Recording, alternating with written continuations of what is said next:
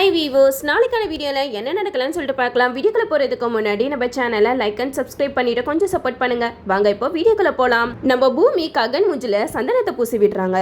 இதை பார்த்ததுமே ககன் வந்து ரொம்பவே டென்ஷன் ஆயிடுறாங்க. என்ன பூமி சின்ன பிள்ளைத்தனமா விளையாண்டுட்டு இருக்கா அப்படிங்கிற மாதிரி கேட்க, அதுக்கு பூமி சொல்றாங்க, இது இந்த ஊரோட பழக்கம்.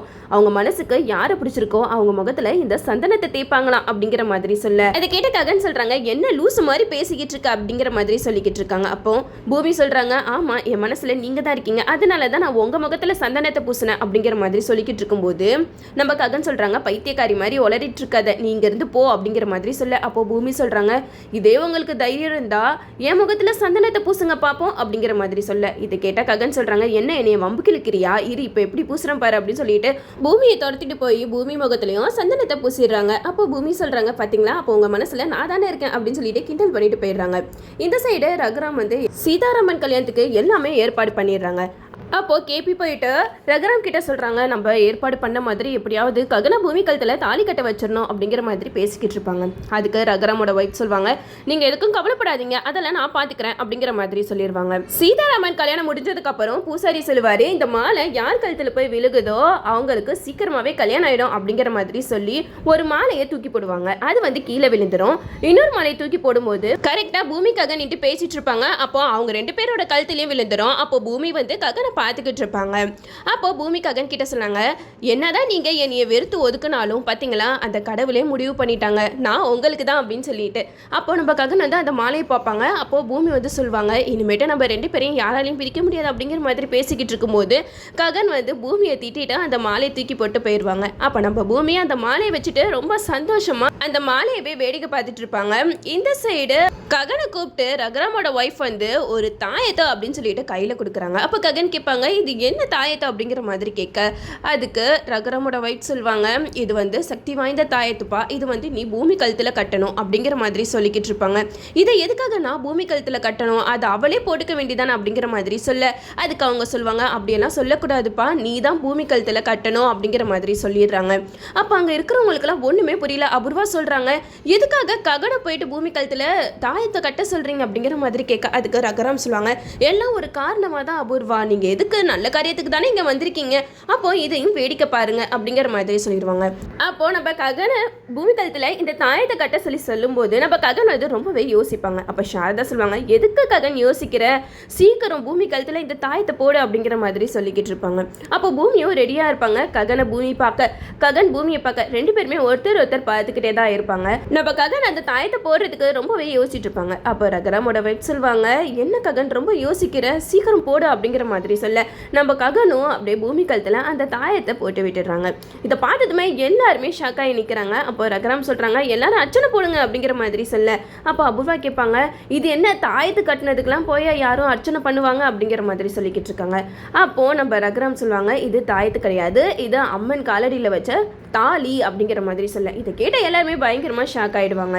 அப்போ அபூர்வா சொல்லுவாங்க, என்னது இது போங்காட்டமாக இருக்குது, நீங்கள் என்ன சீதாராமன் கல்யாணம் சொல்லி தானே எங்களை வர வச்சிங்க, அது எப்படி உங்கள் ரெண்டு பேருக்கும் நீங்கள் கல்யாணத்தை பண்ணி வைக்கலாம் அப்படிங்கிற மாதிரி கேட்க, அதுக்கு ரகுராம் சொல்லுவாங்க, இங்கே பாருங்க அபூர்வா, நாங்கள் வந்து சீதாராமன் கல்யாணத்துக்கு தான் உங்கள் எல்லாத்தையுமே கூப்பிட்டோம், ஆனால் இங்கே நிலைமையே வேறு மாதிரி ஆயிடுச்சு, ககன் பூமி இவங்க ரெண்டு பேருக்கும் கடவுளோட அருளால் இப்போ கல்யாணம் முடிஞ்சிடுச்சு, எல்லாருமே அர்ச்சனை பண்ணுங்க அப்படிங்கிற மாதிரி சொல்ல, இதை கேட்டால் அபூர்வாவுக்கு பயங்கரமாக டென்ஷன் ஆகுது.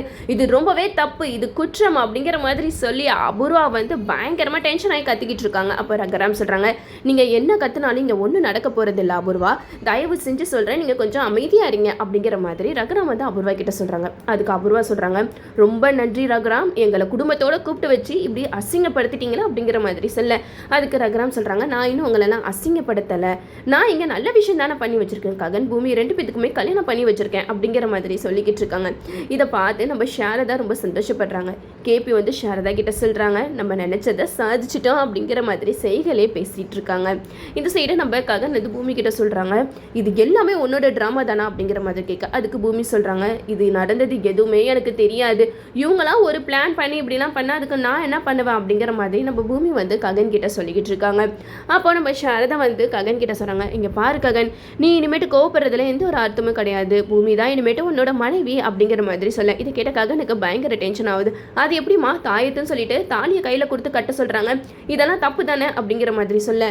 இதை கேட்ட ரகுராம் சொல்கிறாங்க, இங்கே பாருப்பா, நீ என்னதான் கோவப்பட்டாலும் இது கடவுளோட முடிவு. கடவுள் வந்து உங்களை ஆசீர்வதிச்சிருக்காரு. அந்த மாலை கூட பார்த்தீங்களா, உங்கள் 2 பேர் கழுத்துலேயே தான் வந்து விழுந்திருக்கு. அப்போனா நீங்கள் 2 பேரும் தான் இந்த உலகத்தில் சேர்ந்து வாழ போகிறீங்க அப்படிங்கிற மாதிரி சொல்லிக்கிட்டு இருக்காங்க. இதெல்லாம் கேட்ட நட்சத்திரம் வந்து பயங்கரமாக டென்ஷன் ஆகுறாங்க. அபூர்வா கிட்ட சொல்கிறாங்க, என்னம்மா நீங்கள் இதெல்லாம் பார்த்துட்டு சும்மா இருக்கீங்க, ககனுக்கும் பூமிக்கும் கல்யாணத்தை பண்ணி வைக்கிறாங்க, இதெல்லாம் தட்டி கேட்க ஆளே இல்லையா அப்படிங்கிற மாதிரி சொல்ல. அதுக்கு அபூர்வா வந்து சொல்கிறாங்க, இங்கே பாரு நட்சத்திரா, இனிமேட்டு நம்ம பேசுகிறதுக்கு ஒன்றும் இல்லை. எனக்கு என்னமோ இந்த பிளானெல்லாம் அந்த கிருஷ்ண பிரசாத் தான் போட்டிருப்பானோன்னு எனக்கு தோணுது அப்படிங்கிற மாதிரி சொல்ல. இதை கேட்ட நட்சத்திரம் வந்து சொல்கிறாங்க, ஆமாம் மம்மி, நீங்கள் சொல்கிறது கரெக்ட் தான், அவராக தான் இருக்கும். ஏன்னா அவர் தான் ககனுக்கும் பூமிக்கும் கல்யாணம் பண்ணி வைக்கணும் அப்படின்னு சொல்லிட்டு ரொம்ப நாளாக நினச்சிட்டு இருந்தாரு. அதை இப்போ நடத்தி காட்டிட்டாரு அப்படிங்கிற மாதிரி சொல்ல. அதுக்கு அபூர்வோட சித்தி சொல்கிறாங்க, இங்கே பாரு நட்சத்திரா, நீ எதுக்கும் கவலைப்படாத, அதெல்லாம் ஒரு கல்யாணமே கிடையாது.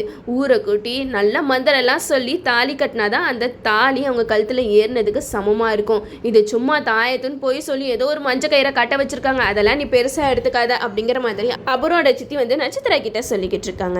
இந்த சைடு நம்ம பூமி ககன் தாலி கட்டினதை நினச்சி ரொம்ப சந்தோஷத்தில் இருக்காங்க. ஒரு பக்கம் ககன் வந்து ரொம்பவே கோவத்தில் இருக்காங்க. என்னை எல்லாருமே ஏமாத்திட்டீங்க, பொய் சொல்லி என்னை இங்கே வர வச்சு பூமி கழுத்தில் தாலி கட்ட வச்சிட்டீங்களா அப்படிங்கிற மாதிரி ககன் அது சாரதா கிட்ட சண்டை போட்டுட்டு இருக்காங்க.